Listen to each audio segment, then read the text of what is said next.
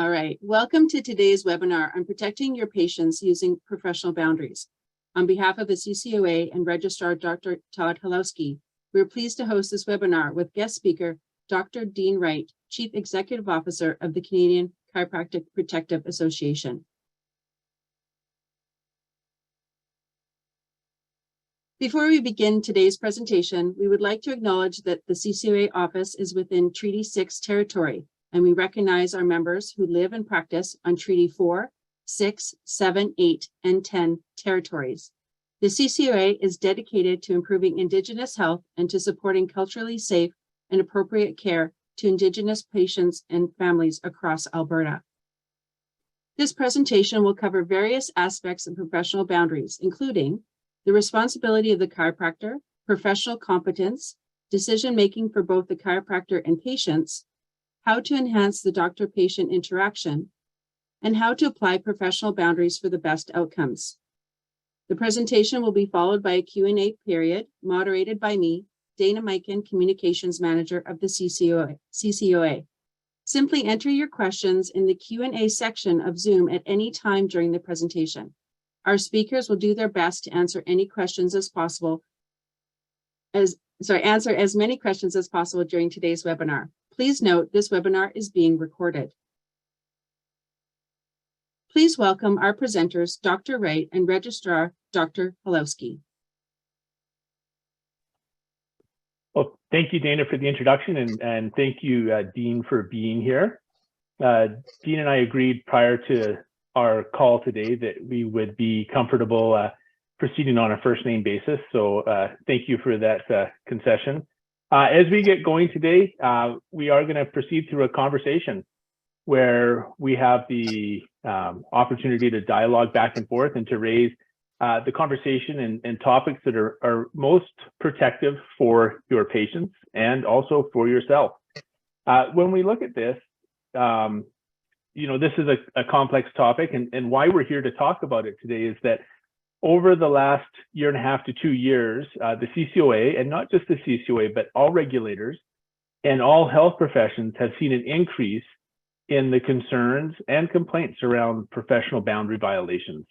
And we've been trying to provide, or we have been providing tools and resources to support our regulated members in their decision-making and in their practice. And in doing so, we did target that Dean has a good story to tell and has a perspective that may be a bit different than the regulators, but still just as important in reinforcing the message around establishing and maintaining professional boundaries. And that's why we're going to talk today and what we're going to talk about. And one of the first topics we want to raise to kind of go back and forth is that whose responsibility is it to establish the professional boundary or the doctor-patient relationship? And so, or the chiropractor-patient relationship. And so when we introduce that and talk to it, we continue to communicate to regulated members that the chiropractor is responsible for that relationship. And I'm just wondering if you can provide your perspective on that, Dean. First of all, it's nice to be here. Nice to have the chance to have this conversation with you and talk to the Alberta doctors. I wanted to step back a little bit, though, and you mentioned something in terms of how things have changed and society's changed. We've seen a lot of factors that have come into play, some things recently which have definitely created some turmoil within our world. But there's definitely an impact on all professionals, especially healthcare professionals. And we, like you, have seen a change in those boundary situations, whether they're a small matter, I call them a medium-sized matter, or a significant aggression. The frequency is up, the complexity is up, and the impact is up, and that's concerning to doctors. And you mentioned too that even though we have different perspectives, if we distill it down, you're here to ensure public safety and well-being, and we're here to protect the doctors. And so there are different purposes, but the important thing is the outcome should be the same. I look at it this way. If we protect the doctor, if we ensure that they act their best, if they put their best foot forward, it's going to be good for the doctor, it's going to be better for the patient, and it's going to mitigate risk. And last time I checked, risk is in part of our title as CCPA. It's part of what we do. It's all threaded through it. So, I think that's the thing that's really important for those listening in today, even though we come at it from different ends, we want the same outcome. We want that better clinical experience so that the doctor has a better path and the patient has a better path. Now, I forgot what your question was, Todd. That's what happens with you and I when we start chatting. Well, I know, Dean, if I want your opinion, I have to ask for it. So thank you. When we look at this and go through it, really, one of the first topics that I think is important to kind of cover off is that, whose responsibility is it for the relationship and for the boundaries in that relationship? And so, in how we communicate, we do communicate that it's the doctor's responsibility. And I'm kind of wondering what your perspective on that is. It is the doctor's responsibility for sure. I mean, there's a power imbalance, right? So I come to you and I need you to take care of me, to help me, to guide me in my healthcare. That creates an automatic power imbalance. We've heard members say, yes, I know, but now it's so easy for somebody to make a complaint against me, so I'm vulnerable, I'm at risk. There's no doubt about that. There needs to be a reasonable and fair avenue for a patient who believes they've been mistreated in whatever manner to be able to make a complaint. And that is both the burden and the privilege of being a regulated health professional. So there's no question. I think we all know there's a power imbalance, and the doctor holds the balance of power in that relationship. It isn't simple though, is it, right? We like to say in our office, it's very nuanced, it's very complex. One thing I want to stress that you and I've talked about before is even though you're the doctor, you have greater power than the patient. You've also got to be aware. That means you've got to be aware of the situation. You need to be aware of where you're at that day. And I think that's a problem sometimes. We don't always realize where we're at as humans. So self-awareness, where am I at today? Where's my headspace? Am I calm? Am I focused? Am I upset? Where's the patient at? Or where do I think the patient's at, right? And what is the situation we're facing? So you got three parts here, right? The situation and the individuals involved. And I think a number of problems arise when there's a lack of awareness of those three components. And you as the doctor, move forward because you're so focused on getting an improvement in the healthcare outcome for the patient. And that's when you start to create problems. I find this stuff fascinating. We could probably talk for 5 hours today, but I'm going to stop there and let you jump in, Todd. Well, I think you raise a really good point.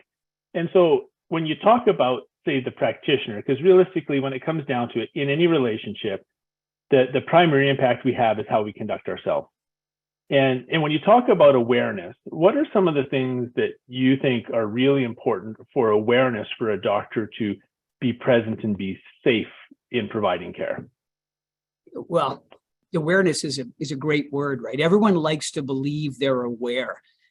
It's a great word to say. It's a difficult one to actually go through the process.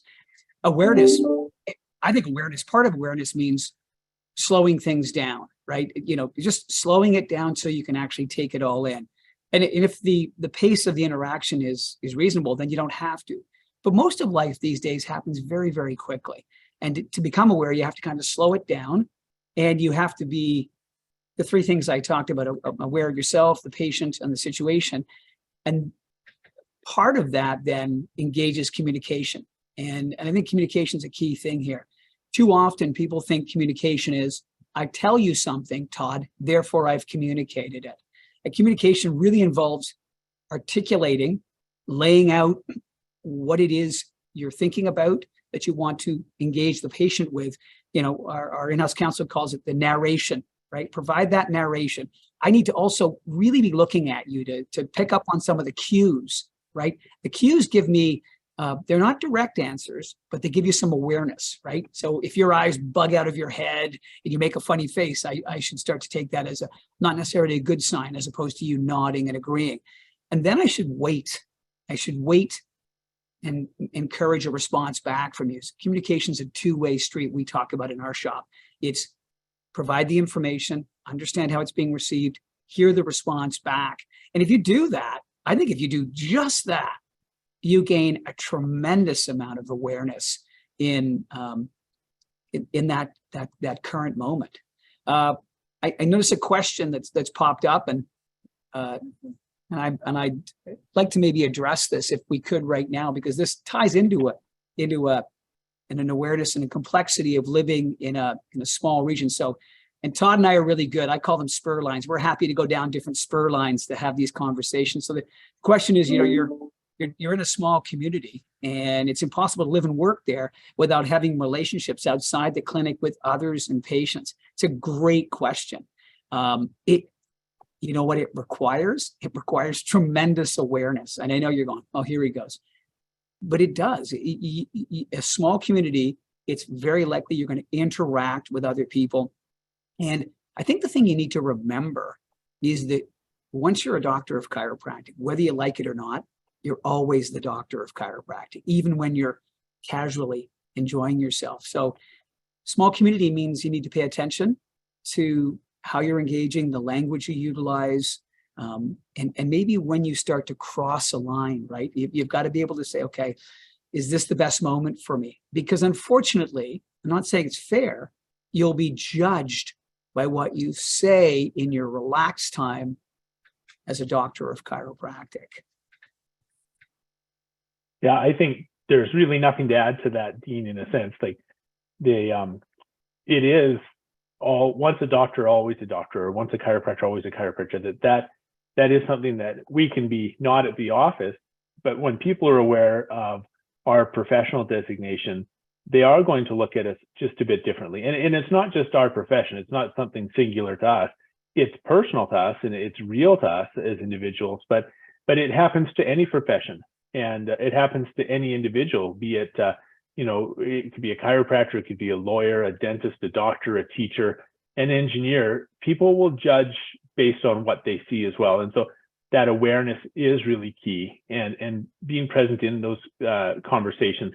One of the things that you had shared, and I think it's an important part, is about communication. And I'm gonna kind of provide a frame for it because I think it's really important. But I don't think any of us ever wake up in the morning with that desire to harm a patient, to damage a relationship. I have to believe in the goodness of the people in our profession and in our communities. And yet we do end up in situations where it happens.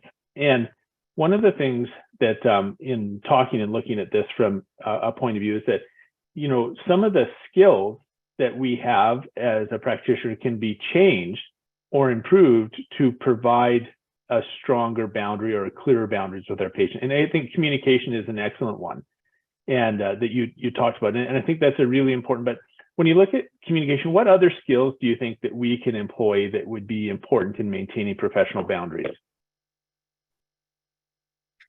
Well, I mean, in terms of you're talking about their competencies, their abilities to, yeah. I look at it, it could be skills, I call it behaviors, right? And I'm actually going to tie it back to the question before. If you're in a small town and you are communicating with a lot of people, we talked about it when you're out and about, but actually when you come back to your office, it's actually, that's the time also to set the boundary too. And that's part of the skill, is that when you go into your office, you are the doctor. There's a difference between being reckless in your communication and professionally casual. So professionally casual is not a problem. You don't have to march around using the doctor title all the time. You could choose to do whatever, but it's ensuring that, that behavior is when the patient comes in the office, you're not carrying on about the party on Saturday night. You're really setting the boundary right there. You're in my office today, and everybody that you treat, I don't care if it's your staff, if they're a friend, if they're only a patient, they're treated the same way. They're treated as a patient, and that you follow through on those processes. And that means record keeping, clarity of understanding of what's required from the patient, and setting that boundary right in with that office setting. I'm not sure that's what you're looking for, but that's something that really is important. And I see doctors get into a risky conversation with a patient in the doctor-patient setting, and that's where that community conversation goes right into the office, and now people say things that are wholly inappropriate and put themselves in harm's way. No, I wasn't necessarily looking for anything. So when I shook my head, it was like, I'm actually not looking you know for what? anything. That's not true. I know you were trying to mind me. This is a test. It's like, I'm not asking yes or no questions yet.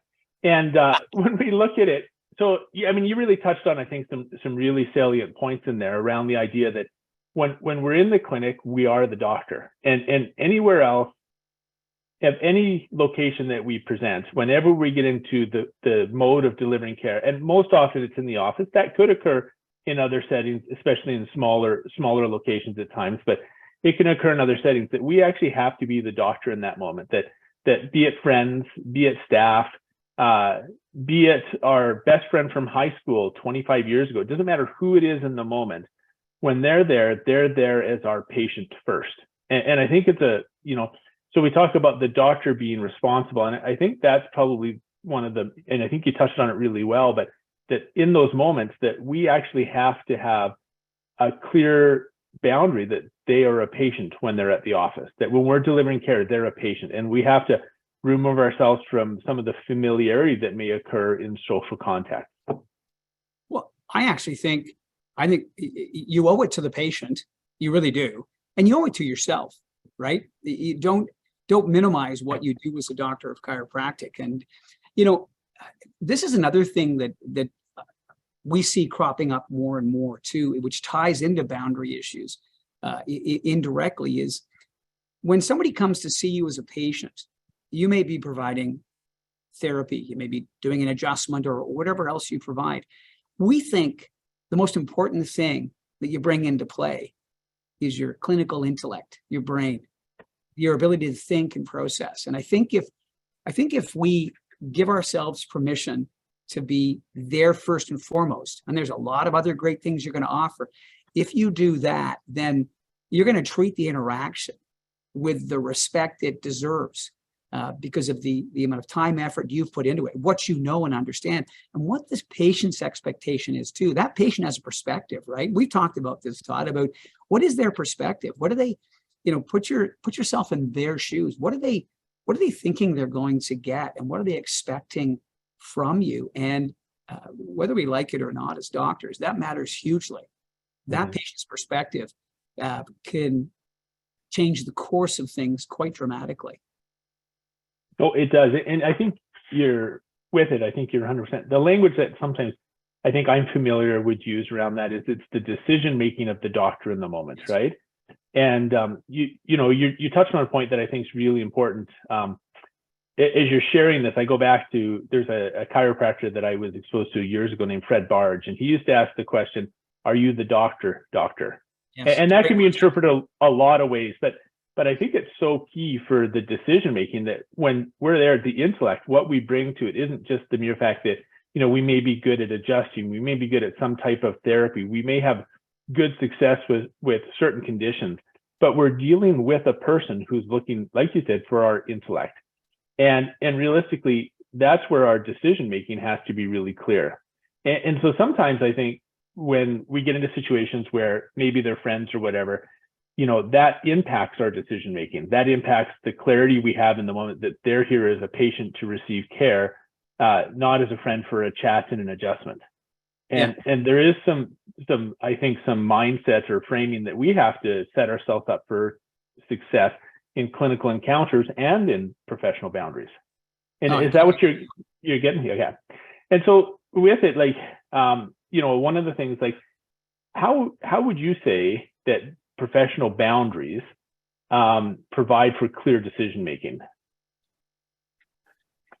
How do they provide for clear decision making? Well, first and foremost, they center you on what's important, right? A professional boundary orients you, if you will. You talked about mindset. It puts you in the right mindset. You're not distracted.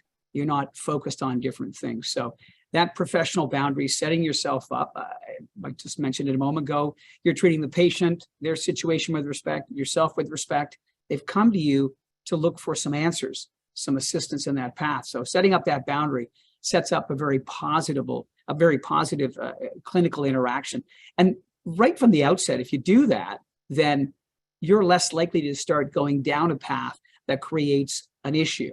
I think when people are I think when doctors are focused and they have their clinical mindset on, they're not swayed by emotions, right? Whether it's recounting the wonderful time they had at the party, or the fact that sometimes that doctor, whether it's male or female, has a patient in front of them that they feel a certain way about, right? And that's, if you have your clinical mindset on, it doesn't mean that you're a Borg and you're not affected by that, but you're less likely to be lose your focus. And the minute you lose your focus, you're not only setting yourself up for a boundary violation, you're compromising the quality of your care as well, which creates another issue, another concern.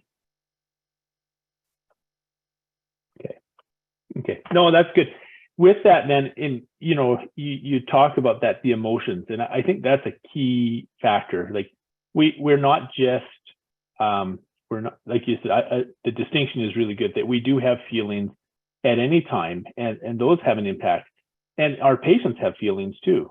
And sometimes we perceive and we're aware, or we're not aware of what they've experienced, and it can be really, really important for us to kind of go through and contemplate that when we're looking at those relationships. And so one of the last things is that we really want to talk through, and then after that, I have a couple more questions for you specifically. But when professional boundaries, how do they enhance the doctor-patient interaction? Well, I think I've mentioned already, I mean, if you set up the professional boundary, you set up an appropriate expectation with that patient. I mean, it doesn't happen instantaneously, but if you have the doctor-patient, that framework set up properly, you're then able to, I think, communicate more clearly to the patient. They understand, through the narration and the dialogue back and forth, you help them to properly set the expectation. And I think that leads to a better exchange, as well as a better outcome, a healthcare outcome for them. So, I mean, I think without it, you're rudderless, and that's the issue that comes into play. I want to go back to what you touched on, this emotional component, right? We're all affected by emotions, and one of the things that we see. Let me give you an example. The story, a brief one. Talked to a practitioner who happened to call and advise that they had started a relationship with a patient. They had either just discharged them, or were going to, but they started a relationship, and now the relationship, hadn't gone well, and was calling just to have a conversation. Of course, I'm hearing the conversation, I'm concerned.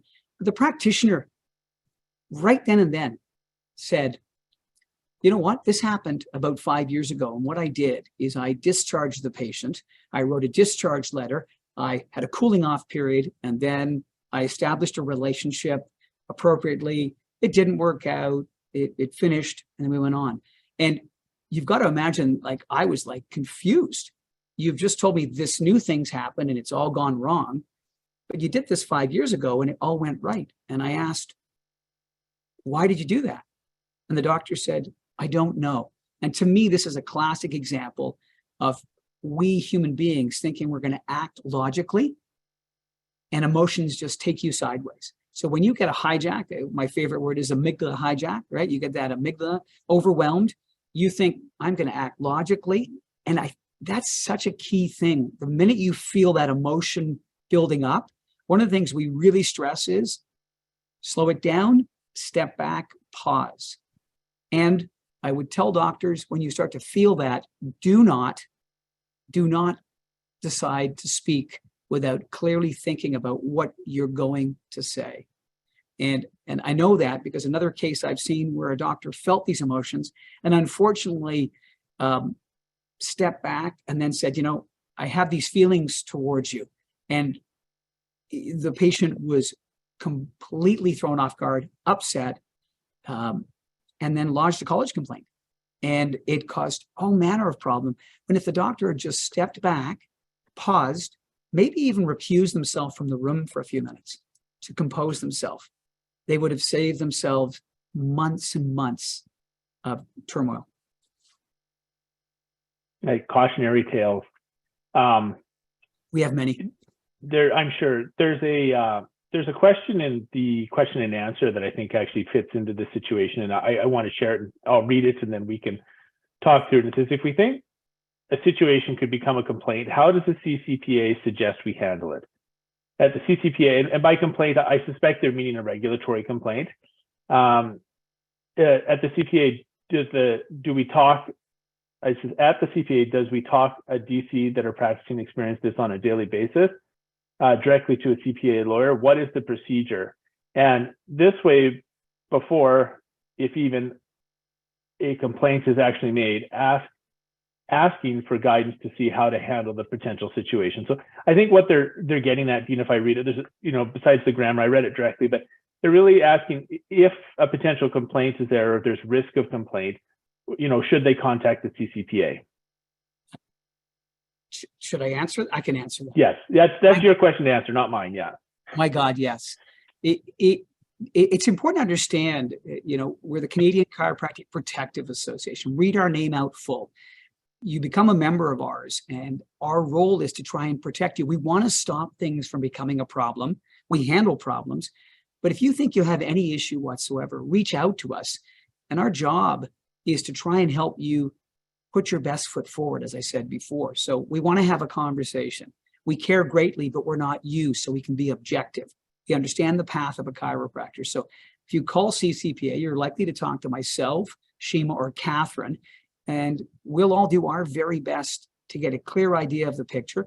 We are likely then to connect you with Robert Delalibre, our in-house counsel, and he may provide further advice. If it's actually a complaint in process, then we're going to help you to ensure that you articulate your story.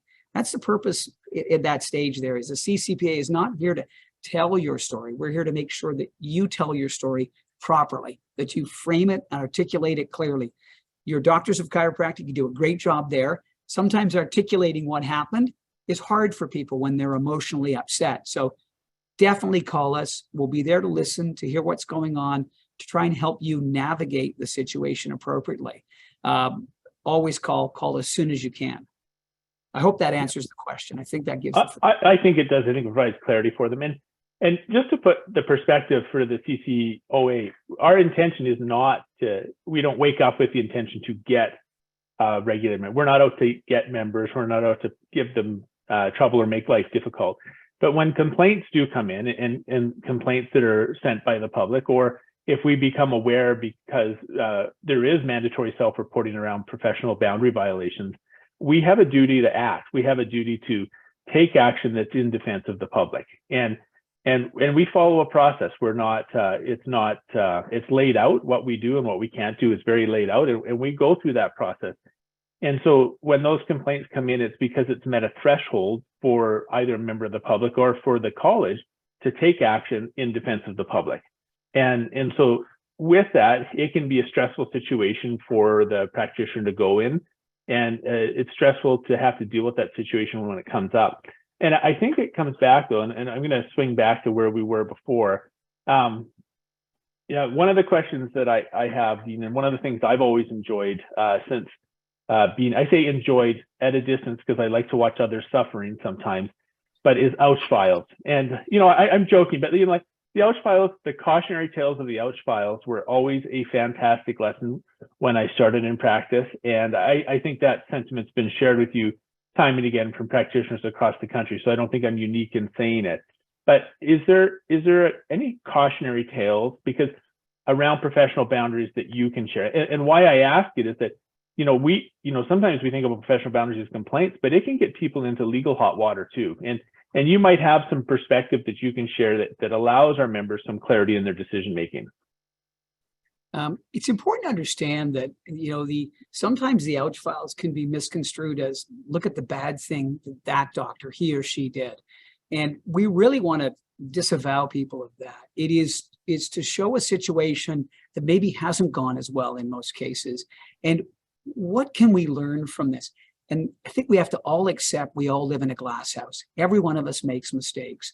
And even though you might read an ouch file and go, I would never do that. Careful what you say, because we can all get caught or trapped. This one, and I think I've shared this one before in Alberta, but this one really sticks with me, and and I'm going to paraphrase it, but it's an issue.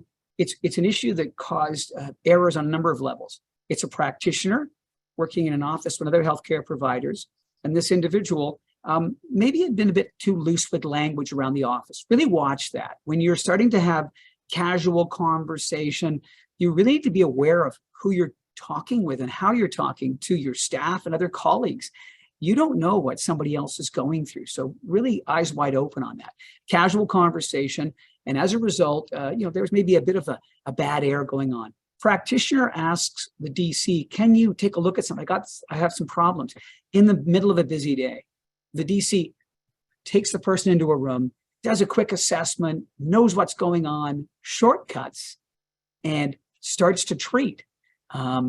Doesn't really give a fulsome explanation, even though the other person's a healthcare provider, doesn't look and get consent, treats in a sensitive area, in the pectoralis, so close to the breast tissue, shoulder region, and well-intentioned, trying to help this person. No maliciousness, like you said, Todd.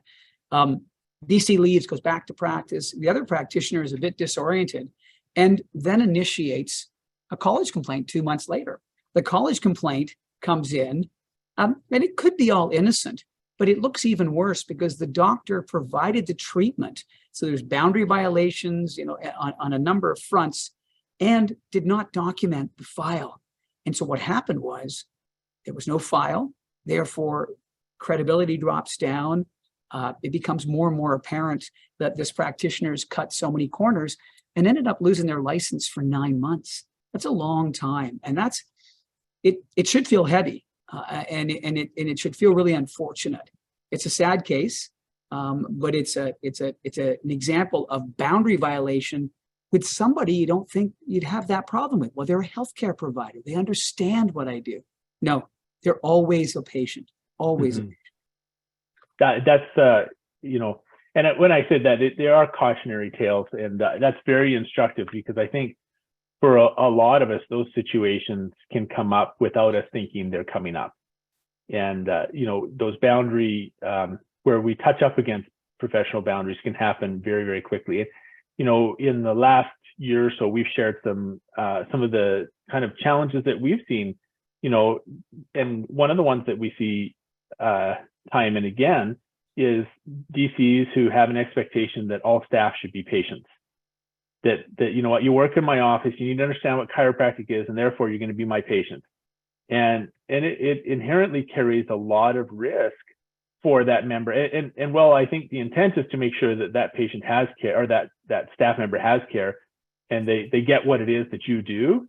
It inherently, there's so many power imbalances to it. There's the employer imbalance, the chiropractor patient imbalance. There's, on and on. And in a situation like that, when they're treating, if it doesn't go right, there's so much risk, for that person. And it's, the other practitioners, same thing, that expectation that people have to receive your care is really a significant risk factor. And I think one of the other ones you touched on too is time, and you used it at the beginning, which is awareness, but time awareness is a risk factor for our professional boundary violations. And time awareness is just, we're busy. And when you're in practice and you've got a full day and you're trying to squeeze somebody in, because let's face it, we care for people and we want to help them out. It's a point where we just actually, that time management and time awareness is really key for that maintaining those professional boundaries as well. Todd, there's a question that's sitting in here, and I think it's addressing the power imbalance. And I don't know if I've got it correct. I'm going to read it out though. Yep. We've seen a lot of seminars, books, marketing resources, YouTube videos, etc., lately suggesting clinicians lessen the power imbalance between patients and ourselves and put ourselves in the same level of the patient. One I recently watched that mentioned this was through the CCA. Are they trying to get at something completely different in regards to lessening the power imbalance, or do you think we're getting some mixed messaging? I won't profess to be the foremost expert on how you set the power imbalance, but I think the things that Todd and I are talking about is clarity of conversation, understanding of what it is the patient is seeking in terms of healthcare and what you can deliver with that individual. I think you want to be empathetic. You want to be understanding. I don't think you have to get caught up in a process of saying, I'm going to just be you. I'm going to be you, the patient. I need to be aware of you as the patient. You've come to see me or Todd, and we're going to be your doctor.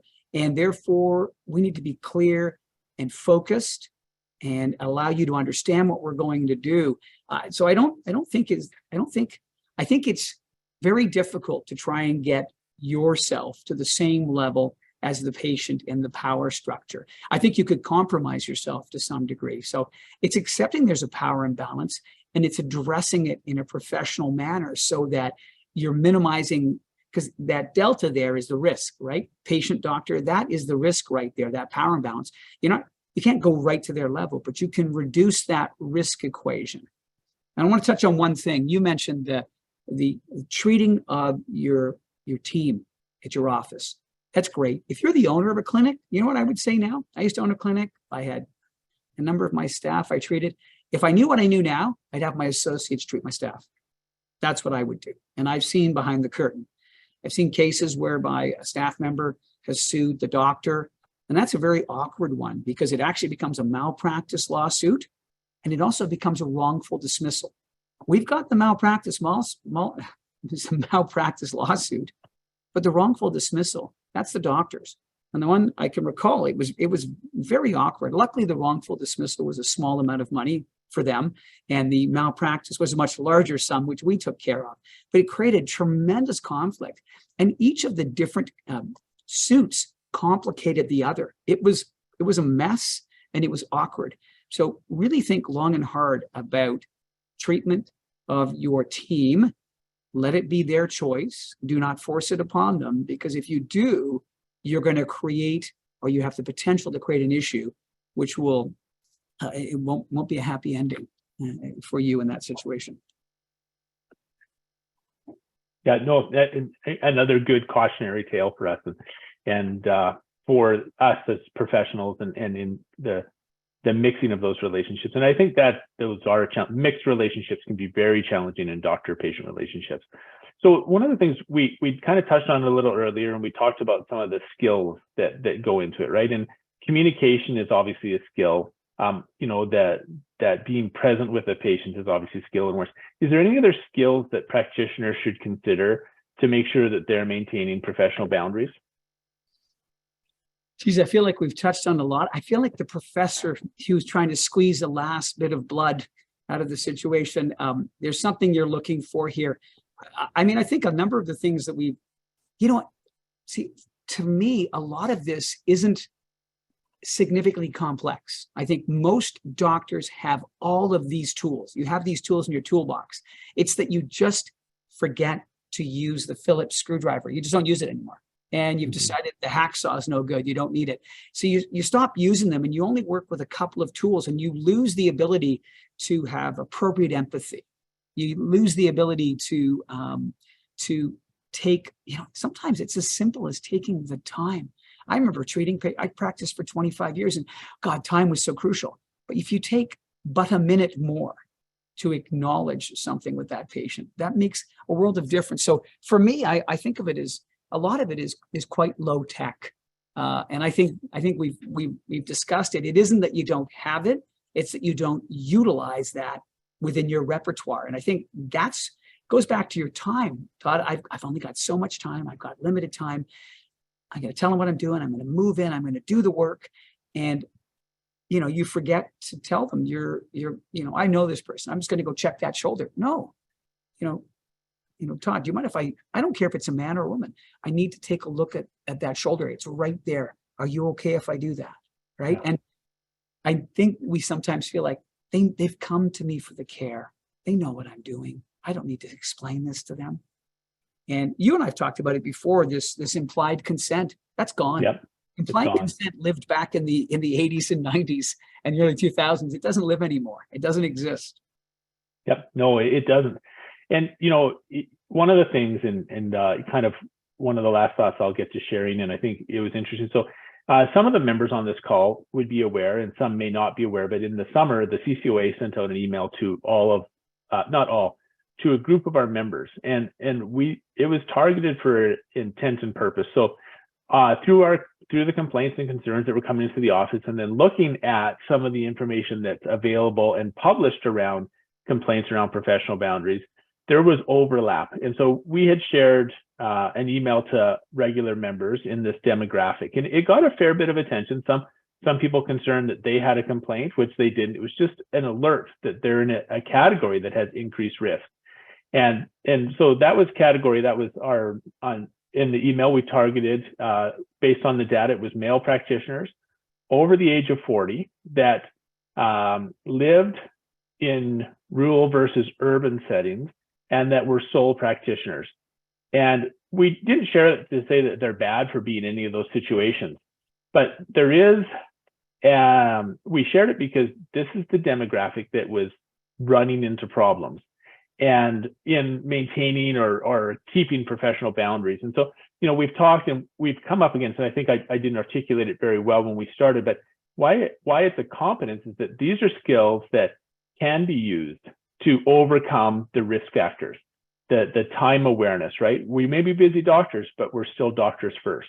That that how we communicate and making sure that, and removing assumptions from our communication are key skills that maybe over time have diminished a little bit. And so it's a chance for practitioners to go back and look at the skills they need in order to maintain those professional boundaries. And so we shared that, and I know you and I had a conversation. You're going, what's up with this email? And like, what are you doing? Are you giving people a hard time? And we're really, our intent with that was to really raise awareness so that they knew that they had to take it maybe just a little bit more seriously. And from your perspective, is there any way we can have people come to that realization that they need to take this just a little bit more seriously? Well, we could send them a whole slew of ouch files, and that would help them. Look, you and I did have a fun exchange about that. I mean, of course, the argument is, oh my God, that's going to put a target on our back, because now we know it is what it is. That's data that's out there. This seems to occur. So sometimes we don't like to hear about what's out there. I know I don't sometimes, but then I have to step back and say, okay, forewarned is forearmed in a sense. I need to be aware now. I need maybe to do some things that I wasn't doing before. I need to lessen the risk in a situation. And quite frankly, sometimes you need to just remove yourself from a situation. I talked before about pulling back and taking a pause in that interaction that doctor had. Sometimes it's very appropriate to, you're having an interaction with a patient and it's not working, and you want to ensure the best for the patient. But it might come down to a conversation that you have to have with us where you say, you know what, Todd, look, I've taken the time, I've reviewed the file. I don't believe I'm the right doctor to be able to care for you. As such, I'm going to direct you to so-and-so or this or that to ensure that you have the best possible care. But circling back to the data, sometimes data is hard to accept. It's awkward. It's difficult. And it's what I talked about before. There's a societal change. It's impacting all professionals. And there's many factors that need to be taken into play on this. So as hard as it can be to hear, if that's what is being reported, then better that you're aware of it so you can navigate it and not be caught up in a conflict situation. I notice we have a lot of questions here. I might take one of those and read it out here. And some of these, I think some of these are tougher to answer, but we'll read it and see what we come to. So one of the things in perspective on this, in the guide that we released, we actually talked about gifting. Patients will bring gifts like box of chocolates or whatever, right? And there's a question here. It's at what point does patients' small gifts, cookies, coffee, muffins for the staff, become inappropriate and boundary breaching? And how do you address it with the patient without being hurtful, embarrassing for the patient? Well, I mean, I'm a cyclist, so if somebody brought me a Pinarello bike, I would find a way to accept it. I'm kidding. Obviously,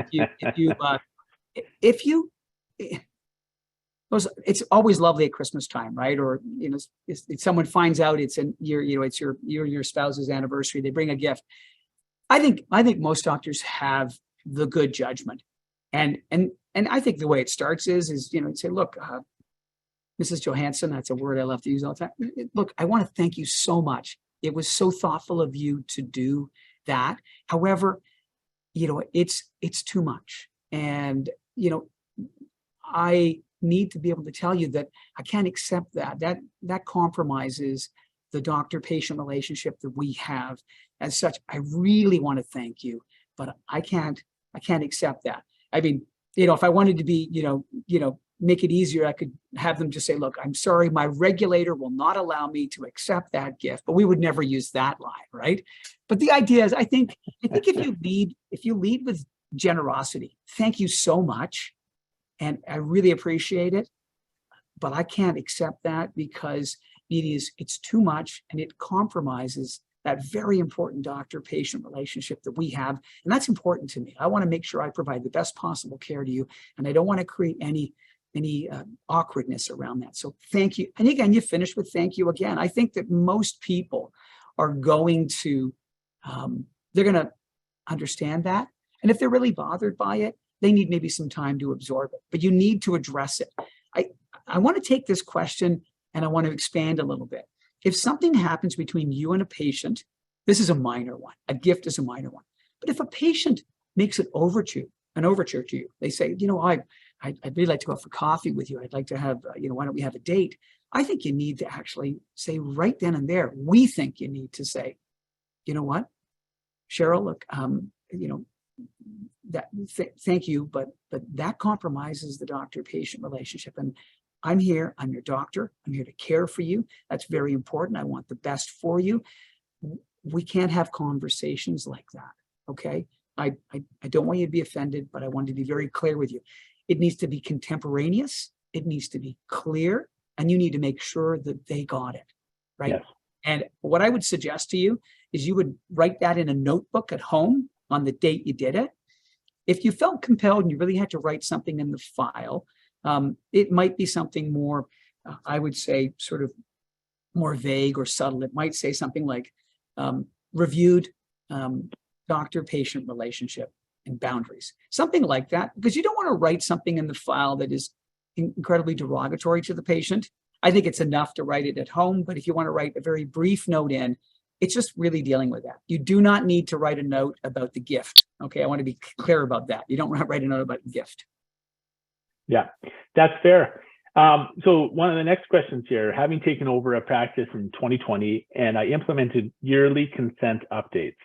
In addition to updating consent with every new complaint, etc., some patients have freaked out saying they never had to do this prior.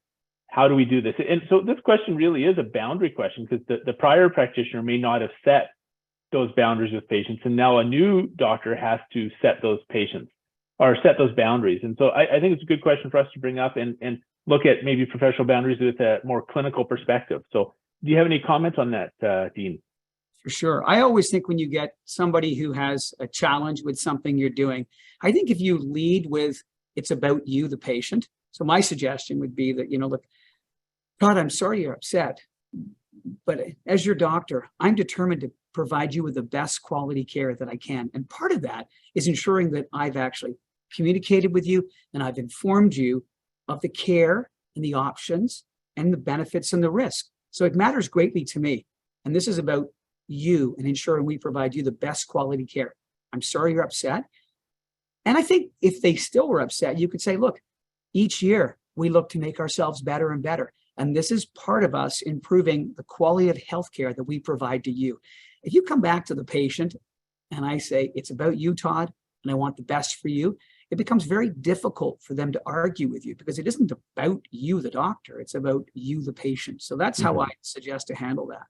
Nope. I think I would say I'm right in line with that line of thinking, and it keeps the practitioner on side with what's recommended, and actually keeps the patient safe because they're aware that you're considering their safety. And I think it's a really good way to look at it. The next question, the demographic discussed, i.e. the age and location of practice and so on, was very interesting. What key skills should the older male practitioner look at improving in their communications? Any ideas to learn maybe new concepts? And I think there's there's a lot. One of the things I'll say, the resources the CCOA has shared are meant to do that, and it's meant to provide that perspective.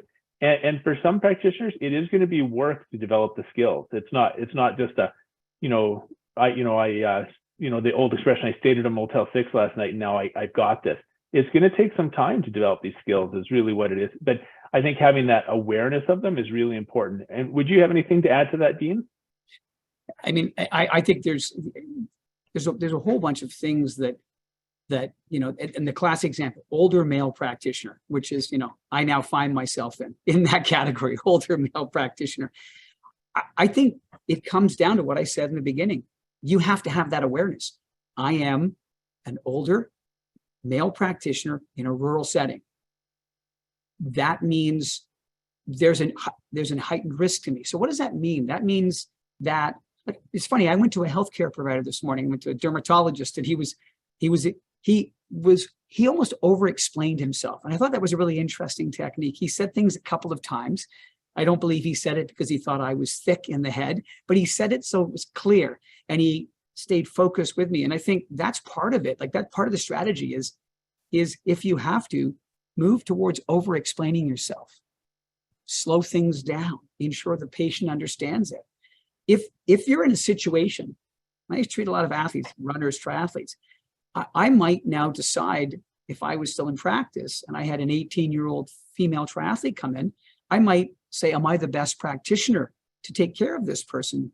Or would I bring a chaperone in to offset the situation? Say, do you mind if I ask, Shell to come in with us and just as I work through this, and giving the person that space to be comfortable. So I think you just need to be aware that you are at a higher risk. So you need to over communicate. You need to listen, to understand, to be aware of the patient, and lean on your resources that are available to you. So you might bring in somebody else to act as a chaperone or assist. That's fair. There's the next question here that I think we've got time for maybe one, maybe two more questions. But, one of the ones, and this feels like a bit of a hornet's nest question, but I'll share it anyways. It says, you've brought up more time helping decrease the likelihood of risk. So either spending time or being present with the time we have with patients. With that idea in mind, why do associations, colleges not promote members to spend more than the 2 to 5 minute long that many do? The medical profession has dealt with this. I believe it's time that we do also. And it's kind of a question. There's some assumptions in it that I'm not aware of, but it is, the way I would look at this is, and I'll take my first stab at answering this, is that it is the job of the practitioners to set that professional boundary. And maybe that doctor is not aware that the brevity of their visits or the time they're with their visits, and you can have a short visit and have professional boundaries, or you can have a long visit and have professional boundaries. But it's the awareness of the relationship we have when we're with the patient that's the most important. And, there is, I say a bit of a hornet's nest. There's some aspects of this where I think there's some assumptions in the question, but any comments on on maybe, what are your thoughts on this question, Dean? Well, I'm not aware of that kind of information, but in terms of the time equation, when I suggest to doctors to take a bit more time, I'm talking about a couple of minutes.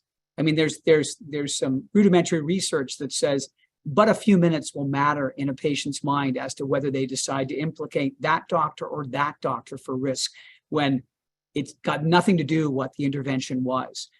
I think I've seen doctors who spend a lot of time with their patients who create risk propositions. And I've seen other doctors who spend less time, who are excellent communicators and reduce the risk. So it's back to those key principles of how you do what you do, refining your communication skills. How are you communicating? Are you paying attention? Is your cell phone buzzing off? Are you looking at that new high-tech watch you've got every few minutes? All those things throw off that ability to communicate. I also think people underestimate the value of their front office team.